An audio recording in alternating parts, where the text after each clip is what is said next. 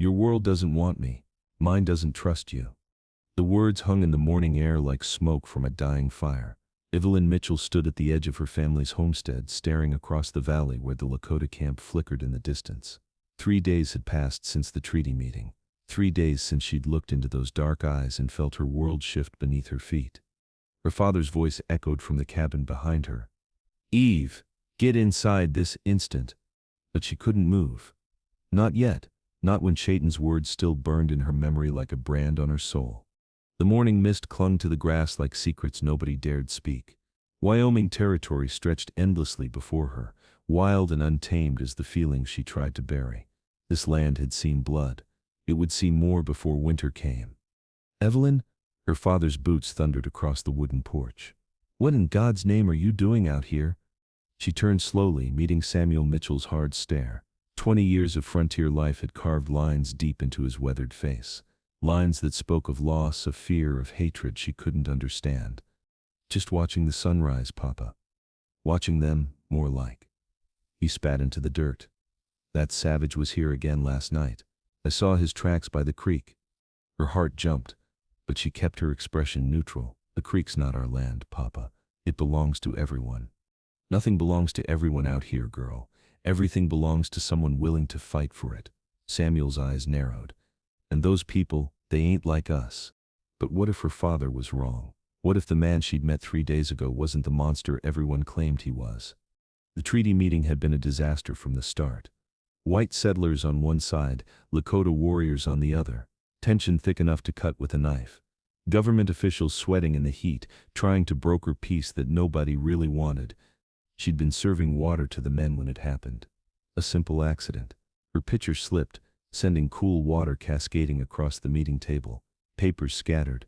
Voices rose in anger. "Clumsy white woman," someone shouted. That's when he stepped forward. Tall and proud, with eyes like midnight storms. Instead of anger, she saw something else in his face. Understanding, maybe, or pity. "Accidents happen," he'd said in perfect English. "The earth needs water more than paper needs staying dry." Their eyes met. The world stopped spinning for just a moment. Now, 3 days later, her father was building higher fences. The other homesteaders whispered about war, and Evelyn couldn't stop thinking about the man who'd shown her kindness when everyone else showed blame. "Get inside and help your mother with breakfast," Samuel ordered. "And stay away from that creek. You hear me?" "Yes, Papa." But as she walked toward the cabin, Evelyn's steps slowed. What was that? A flash of movement in the cottonwood trees by the water. Her pulse quickened. Someone was watching the homestead. She pretended to stumble, glancing back as she caught her balance. There, half hidden in shadow, stood a figure on horseback. Even at this distance, she recognized the proud set of his shoulders. Chayton had returned. Her father disappeared into the cabin, still muttering about savages and safety. The door slammed shut behind him. Evelyn stood alone on the porch, torn between duty and something she couldn't name. Why had he come back? The treaty talks had failed. Both sides had retreated to their camps, suspicious and angry. Yet here he was, risking everything just to, what? Watch her hang laundry? See if she was safe? The figure by the creek raised one hand slightly. Not a wave exactly, more like a question. An invitation, maybe. Evelyn looked back at the cabin. Her mother's shadow moved past the window, preparing another day of endless cooking and cleaning. Her father's voice rumbled on about fortifications and firearms. The same conversations she'd heard every day for months. But what she didn't know was that Chayton had been watching her family's homestead for 3 days, watching and waiting for a sign that she remembered their brief encounter as clearly as he did. When she stepped off the porch and walked slowly toward the garden, his heart began to race. When she bent to pick wildflowers near the fence line, he knew she'd seen him. This was madness. His people would call him a fool. Her people would call him worse. But something about Evelyn Mitchell had changed everything he thought he knew about the white settlers. At the treaty meeting, she'd looked at him like he was human. Not a savage, not a threat. Just a man trying to find peace in a world gone mad with hatred. Now she was walking toward the creek, a handful of prairie roses clutched in her fingers. Each step brought her closer to a choice that would change both their lives forever. The morning sun climbed higher, burning away the mist. Somewhere in the distance, a meadowlark sang its lonely song. and two people from different worlds took their first tentative steps toward a love that would challenge everything they'd been taught to believe. Yet the real danger was still hidden, waiting in the shadows of fear and prejudice that surrounded them both. Evelyn's hands trembled as she reached the creek's edge. The water sparkled like scattered diamonds in the morning light. Cottonwood leaves whispered secrets overhead. And there, not 20 feet away, sat Chayton on his painted horse. Up close he was even more striking than she remembered. High cheekbones, skin like burnished copper, hair black as a moonless night, adorned with a single eagle feather that caught the breeze. "You shouldn't have come," she whispered, though her heart sang at seeing him again. "Neither should you." His voice was deep, careful.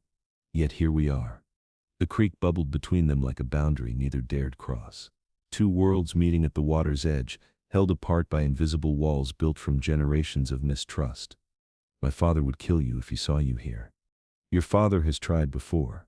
Chayton's lips curved in something that wasn't quite a smile. "I'm still here. This is madness." But even as she spoke, Evelyn took a step closer to the water. "We can't, people like us don't." "People like us?" Chayton dismounted in one fluid motion. "What kind of people are we, Evelyn Mitchell?"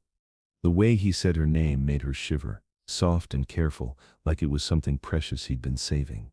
"You know what I mean. I know what they tell you to mean." He moved to the creek's opposite bank, close enough now that she could see the intelligence burning in his dark eyes. "But what do you mean when no one else is listening?" What did she mean? Evelyn stared into the flowing water, searching for answers she'd never been allowed to seek. 3 days ago, this man had protected her from embarrassment and anger. While others shouted and blamed, he'd offered understanding. While others saw enemies, he'd seen a fellow human being making an honest mistake. "I don't know," she admitted finally. "I've never been asked that question before." "Then perhaps it's time you started asking it yourself." But what happened next would change everything between them forever. Chayton knelt by the creek and cupped the clear water in his hands. When he looked up, his eyes held a sadness that made Evelyn's chest tighten. "5 winters ago, soldiers came to our village," he said quietly. "They said we were too close to the white settlements. We moved our camp 3 times that season. Each time they said it wasn't far enough." His hands opened, letting the water flow back to the creek. "My father tried to make peace. He believed words could build bridges between our peoples." "What happened to him?" "Words cannot stop bullets." The simple statement hit Evelyn like a physical blow. She'd heard the stories, but she'd never thought about the faces behind them, the fathers and sons whose lives were torn apart by this endless cycle of fear. "I'm sorry," she whispered. "Sorry changes nothing." But his tone wasn't bitter, just tired. "Your people fear us because they don't know us. Mine hate yours because we know you too well." "Then why are you here? Why risk coming to talk to me?" Chayton stood slowly, water dripping from his fingertips. "Because 3 days ago, you looked at me like I was human, not a savage, not a threat." What Evelyn didn't know was that back at the homestead, her father was loading his rifle. Samuel Mitchell had spotted movement by the creek, and his patience for Indian troubles had run out completely. "At the treaty meeting, you spoke English better than most of the government men. Missionaries came to our village when I was young, before the soldiers." Chayton's expression softened slightly. "Sister Mary Catherine taught me your language," she said. "Understanding each other's words was the first step toward understanding each other's hearts." "What happened to her?" "The same thing that always happens to those who try to build bridges. Both sides called her a traitor." The wind picked up, rustling the cottonwood leaves overhead. Between them, the creek continued its endless journey toward the horizon. "Your name," Evelyn said suddenly. "Chayton, what does it mean?" "Falcon." He pointed to the bird circling high above them. "My grandfather said I was born to see farther than others, to fly between worlds." "Do you see farther, I mean?" "I see a future where children don't learn to hate before they learn to walk." His dark eyes met hers. "But that future feels very far away." "I should go," she said. "Papa will be looking for me soon." "Will you come back?" The question hung between them like morning mist, dangerous and beautiful. "I don't know." "Then I'll wait by the creek each morning until you decide." "That's foolish and dangerous. Most worthwhile things are." As Evelyn walked back toward the homestead, she didn't see her father's shadow moving through the tall grass. Samuel Mitchell had heard enough. His daughter was consorting with savages, and it was time to end this madness before it went any further. 3 hours later she sat at her mother's kitchen table, pretending to mend fabric while her mind raced with everything she'd learned. "You're quiet today," Margaret Mitchell observed. "Just thinking, Mama." "About what?" "About how wrong we might be. About dark eyes that held more wisdom than any of the white men at that treaty meeting. About the harvest," Evelyn lied. Before she could say more, her father burst through the door. His face was flushed red with anger, and his rifle was clutched tight in his weathered hands. "Pack your things," he announced. "We're leaving for town. Today." "Samuel, what's gotten into you?" Margaret asked. "Indians." He spat the word like poison. "Been watching the homestead, planning God knows what kind of mischief." Evelyn's blood turned to ice. "Papa, you can't be sure." "I'm sure enough." Samuel's eyes narrowed as he studied his daughter's face. "Question is, how are you so quick to defend them?" The silence that followed felt dangerous. Outside, storm clouds were gathering on the horizon. "I'm not defending anyone," she said carefully. "I just think we shouldn't act in haste." "Haste?" Samuel laughed, but there was no humor in it. "Girl, I've been patient for 20 years. Patient while they burned the Henderson place. Patient while good Christian families were murdered in their beds. But what if they're not all the same? What if some of them want peace as much as we do?" The words slipped out before Evelyn could stop them. Her father's face went very still. "Where would you get a fool notion like that?" "Answer me, Evelyn." Samuel's voice dropped to a dangerous whisper. Her mother stopped kneading bread entirely. The kitchen fell silent except for the tick of the old clock. Outside, thunder rumbled like a warning. "I just think Christian charity demands we consider—" "Christian charity?" Samuel slammed his rifle butt against the floor. "Those savages burned the church in Millerville last month. That's what your Christian charity gets you. Maybe if we tried to understand each other instead of just fighting." "Understand?" Samuel's face turned purple. "I understand my daughter's been talking to someone she shouldn't have been talking to." Margaret gasped. "Samuel, surely you don't think—" "I know exactly what I think." He moved closer to Evelyn, his eyes burning with suspicion. "Been mighty interested in that creek lately. Haven't you, girl?" Evelyn's heart hammered against her ribs. "I like the water. It's peaceful." "Nothing's peaceful when savages are lurking about." Meanwhile, 3 miles away at the Lakota camp, Chayton faced his own interrogation. His uncle, Chief Standing Bear, had summoned him to the council fire. "You were seen near the white settlement again," Standing Bear said. "Our young men watch you. They see their war leader speaking with the enemy." "She is not my enemy." "She is white. That makes her everyone's enemy." Back at the Mitchell homestead, the confrontation reached its breaking point. "Pack your things," Samuel repeated. "We leave for town within the hour." "Papa, please." "No arguments." He grabbed Evelyn's arm, his fingers digging in hard enough to bruise. "I won't have my daughter turned into some savage's plaything." "Samuel." Margaret's sharp rebuke cut through the tension.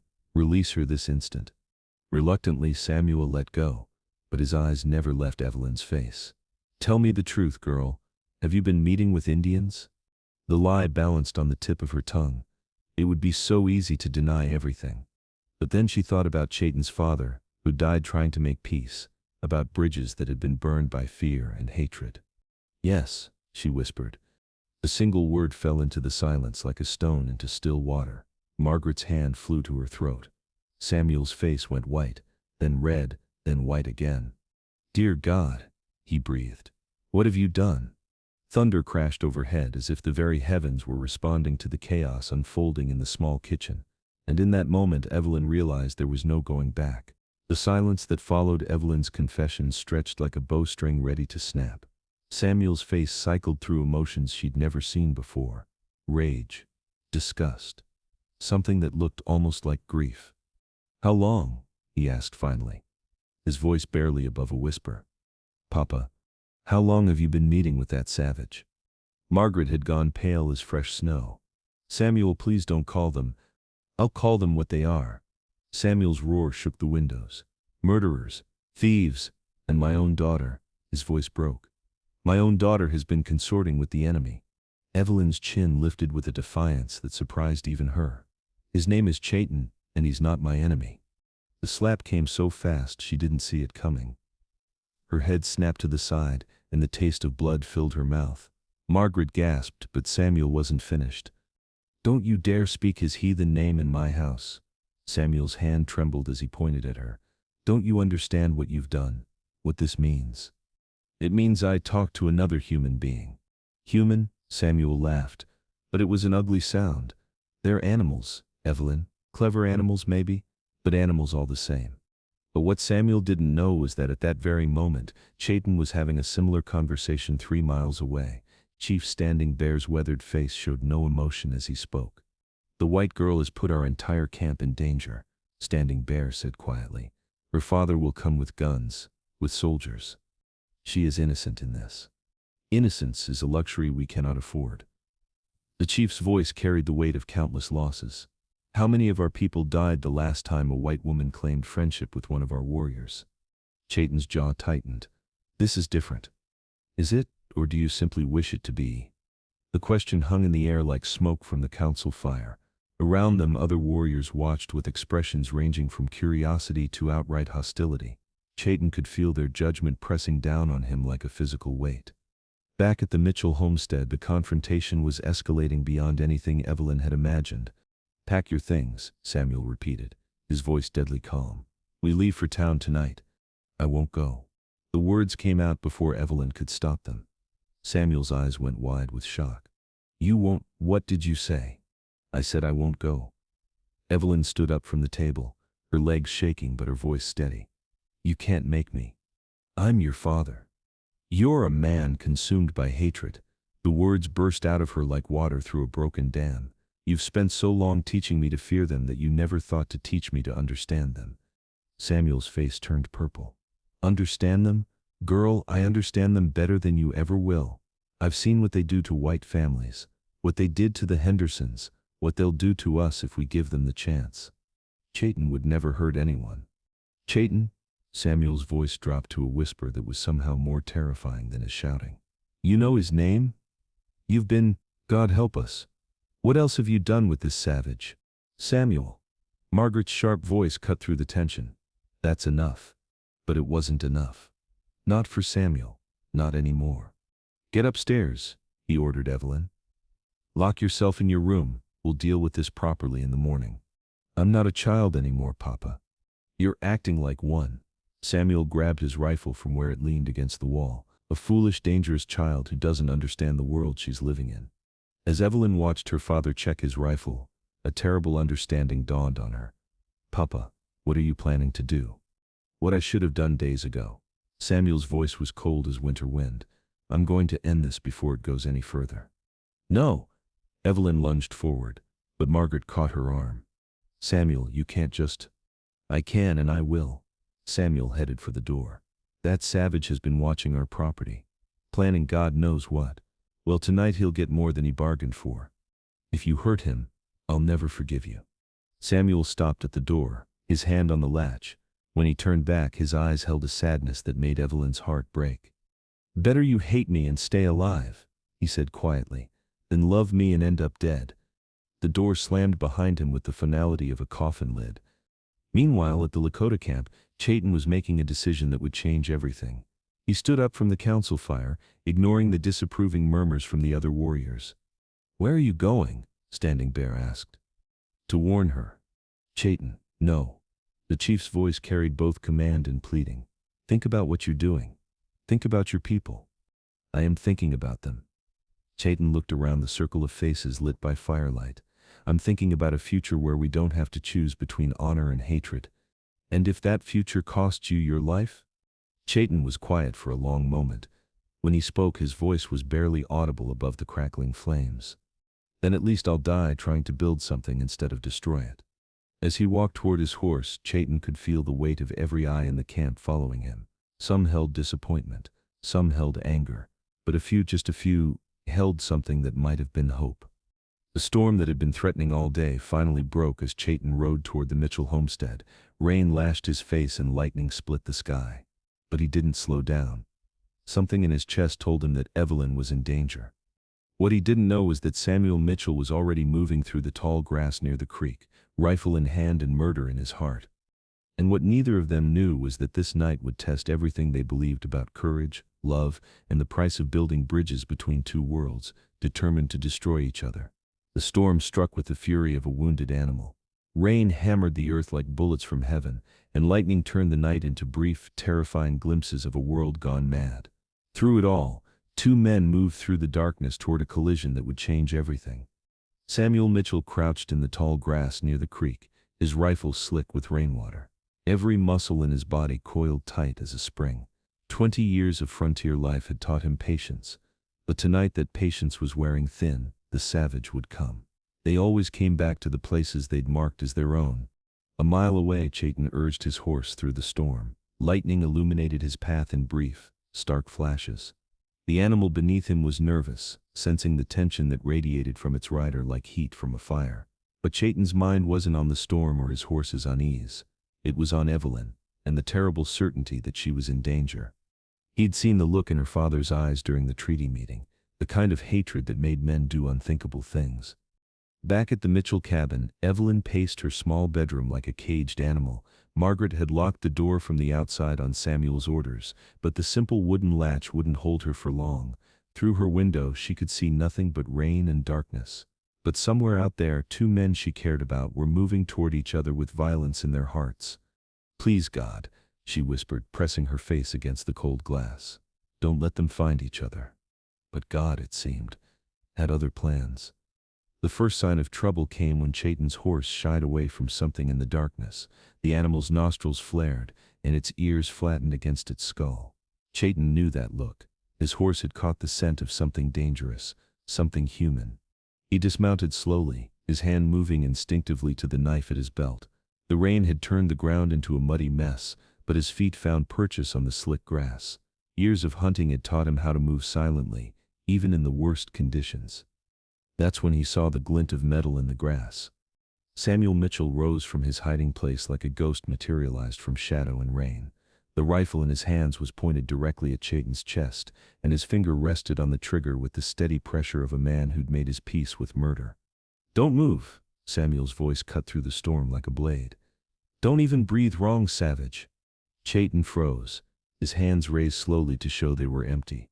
Rain streamed down his face, but his eyes never left Samuel's. In the older man's gaze he saw something that made his blood run cold. Not just hatred, not just fear, but the terrible certainty of a man who believed he was doing righteous work. "Mr. Mitchell," Chayton said carefully, his voice calm despite the rifle pointed at his heart. "I come in peace." "Peace," Samuel laughed, but it was an ugly sound that held no humor. "You call watching my daughter peace? You call filling her head with lies peace? I have told her no lies." "Everything about you is a lie." Samuel's voice rose above the storm. "Your people, your words, your promises of friendship.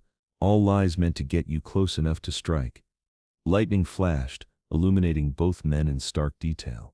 Samuel soaked to the bone but steady as granite. Chayton, hands raised but ready to move if given half a chance. "I would never hurt Evelyn," Chayton said. "She is precious to me." "Precious?" Samuel's finger tightened on the trigger. "The way our cattle were precious to your people before they butchered them. The way the Henderson family was precious before your warriors left them for the buzzards. I had no part in those raids. But you didn't stop them either, did you?" Samuel stepped closer, the rifle's barrel now only feet from Chayton's chest. "You sit in your councils and plan your attacks and pretend to want peace while your warriors sharpen their knives. You know nothing about my people."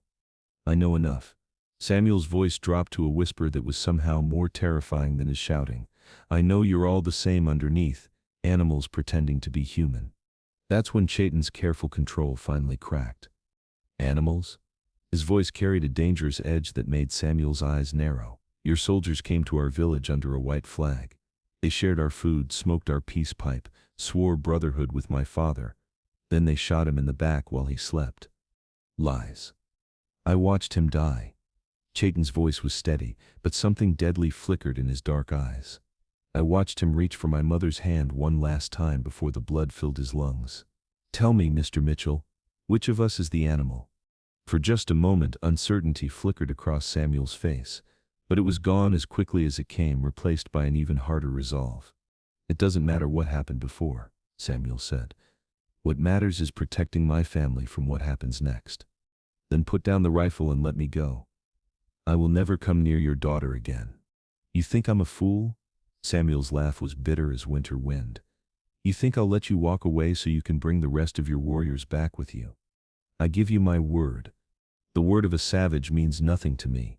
That's when they heard it. A voice calling through the storm, high and desperate and achingly familiar. Papa, stop! Both men turned toward the sound. Through the rain and darkness they could see a figure running toward them.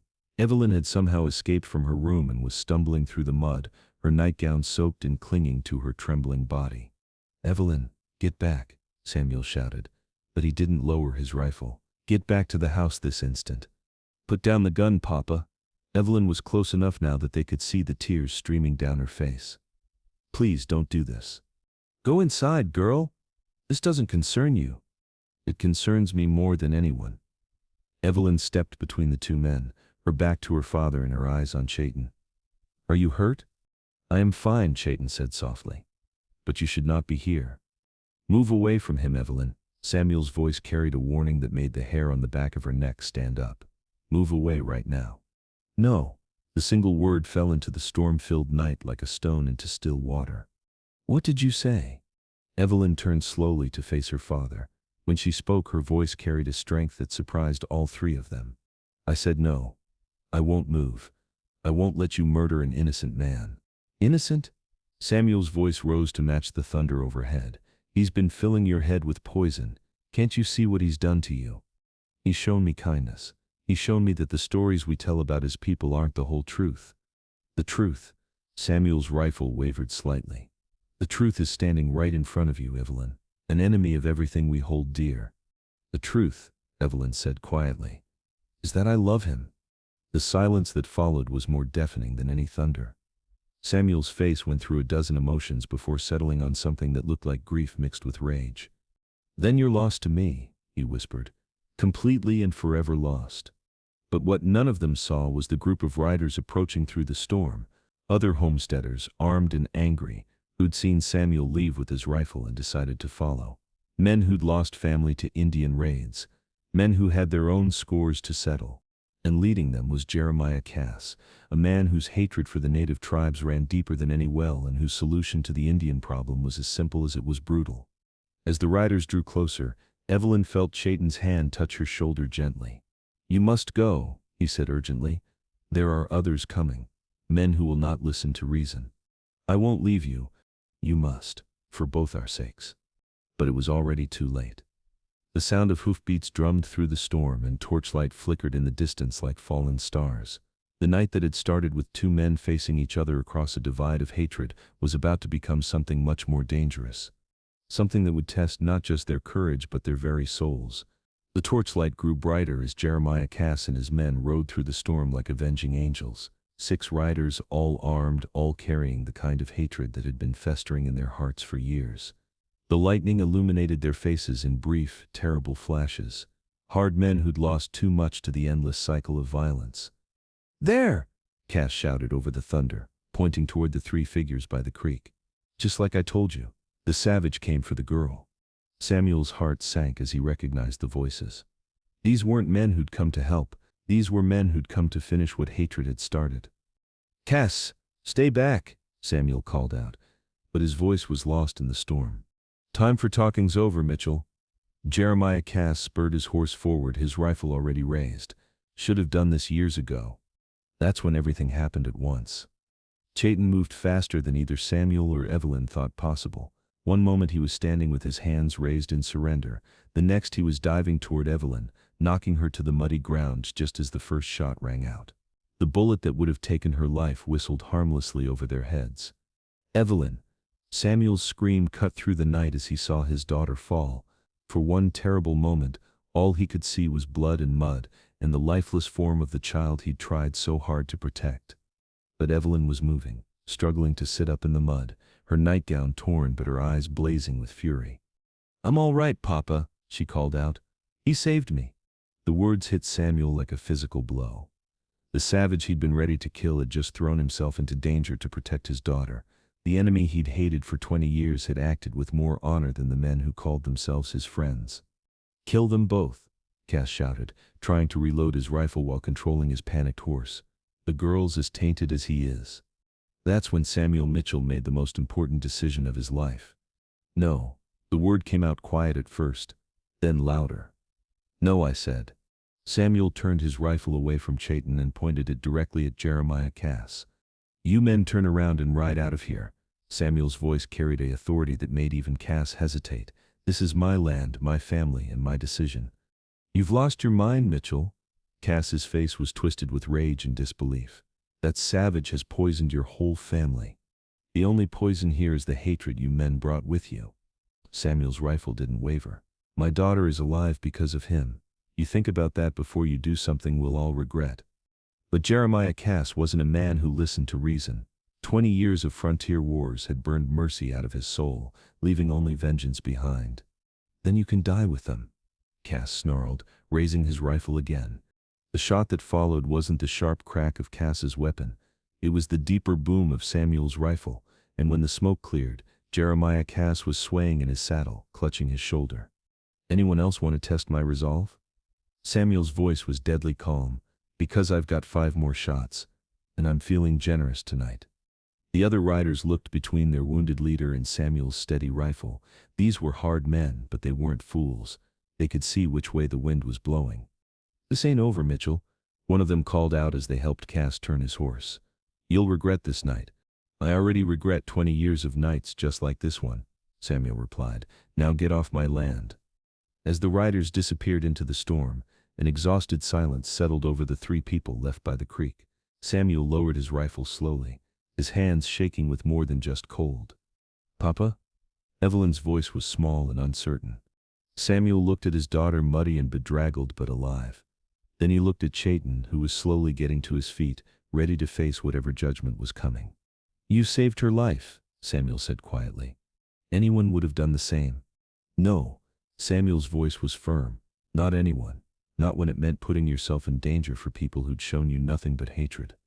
The rain was beginning to lessen, though thunder still rumbled in the distance. In the growing quiet, Samuel studied the young man his daughter had chosen to love. What he saw wasn't the savage monster he'd been expecting.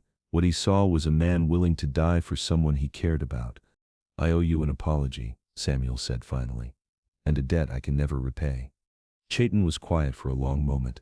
When he spoke, his voice carried the weight of generations of pain. Your debt is not to me, he said. It is to the future, to the children who don't have to inherit our hatred. Samuel nodded slowly. What do you want from us? From her.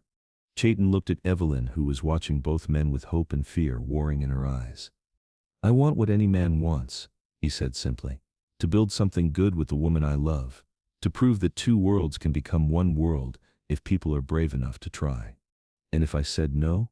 If I told you to ride away and never come back? Then I would go. Chayton's honesty was absolute. But not because I fear you, because I respect her enough to honor her family's wishes, even when those wishes break my heart. Samuel was quiet for a long time, thinking about bridges and walls, about hatred passed down like heirlooms and love that dared to cross impossible divides. Evelyn, he said finally. This is your choice, not mine, not his. Yours. Evelyn looked between the 2 men who meant everything to her. Her father, whose love had shaped her entire world, and Chayton, whose courage had shown her that world could be bigger and more beautiful than she'd ever imagined. I choose love, she said simply. I choose hope. I choose the future we could build together. Samuel nodded slowly, then held out his hand to Chayton. It was a gesture that cost him everything he'd believed for 20 years, but one that might save everything that mattered for the next 20. Then welcome to the family, he said quietly. As Chayton took Samuel's hand, the storm finally began to break.